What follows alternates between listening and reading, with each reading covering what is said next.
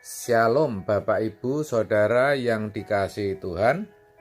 Seri pengajaran hari ini Kamis 20 Mei 2021 berjudul Kenapa Tidak Ada Damai. Dalam setiap akhir ibadah pasti ada doa berkat, di mana di dalamnya pendeta atau hamba Tuhan pasti memintakan damai sejahtera Allah di dalam Kristus Yesus, dan supaya jemaat bisa menerima dan menikmatinya. Tuhan Yesus sendiri juga berkata dalam Yohanes 14 ayat 27, demikian, damai sejahtera kutinggalkan bagimu, damai sejahteraku kuberikan kepadamu, dan apa yang kuberikan tidak seperti yang diberikan oleh dunia kepadamu. Janganlah gelisah dan gentar hatimu. Damai sejahtera yang dari Tuhan ini juga damai sejahtera yang berbeda dari damai sejahtera yang ada atau yang diberikan oleh dunia. Berbeda karena damai sejahtera dunia bersifat temporer, sementara, atau dipengaruhi oleh keadaan.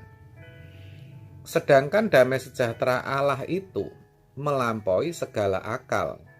Filipi 4 ayat 7. Yang mana berarti tidak tergantung pada keadaan. Jadi sifatnya kekal. Maka tidak heran kalau damai sejahtera itu juga disebut dalam buah roh. Tetapi buah roh ialah kasih, sukacita, damai sejahtera, dan seterusnya. Galatia 5 ayat 22 sampai 23. Damai sejahtera Allah itu Tuhan tinggalkan, Tuhan berikan dengan maksud agar hati kita itu tidak gelisah, tidak takut, yaitu ketika ada kejadian atau peristiwa yang tidak sesuai dengan keinginan kita, apakah itu berupa tekanan, himpitan ekonomi, penderitaan, dan sebagainya. Tetapi faktanya, banyak orang percaya yang tidak mengalami damai sejahtera itu. Mungkin saudara juga pernah atau bahkan sedang mengalami juga saat ini. Kenapa ya?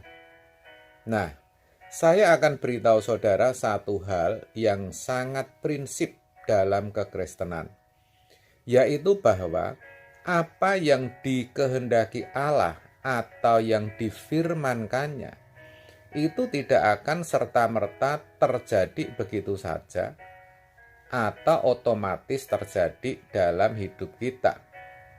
Semua tergantung respon masing-masing individu. Semua ditentukan tiap-tiap orang, bukan oleh Tuhan. Maksud saya, saudara mau mengalami damai sejahtera dalam hidup atau tidak, itu pilihan saudara.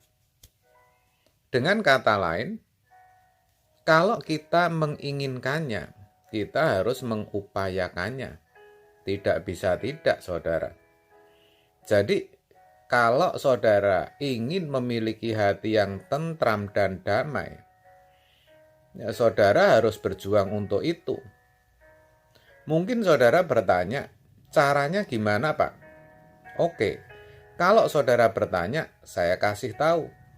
Caranya gampang, yaitu belajar dari Yesus.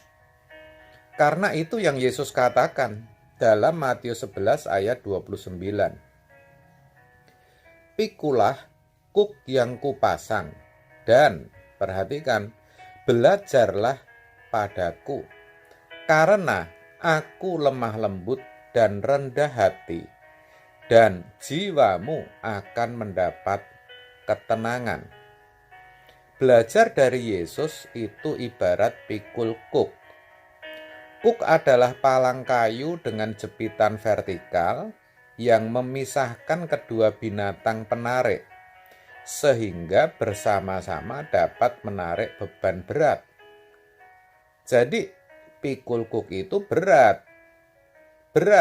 dan ini harus disadari terlebih dahulu. Berjuang agar memiliki hati yang damai itu berat. Dikatakan Yesus bahwa ia lemah lembut dan rendah hati. Sebenarnya dalam konteks ini, lemah lembut dan rendah hati memiliki arti yang sama. Jadi, kalau dikatakan seperti itu, sebenarnya hanya untuk menyangatkan, untuk menegaskan.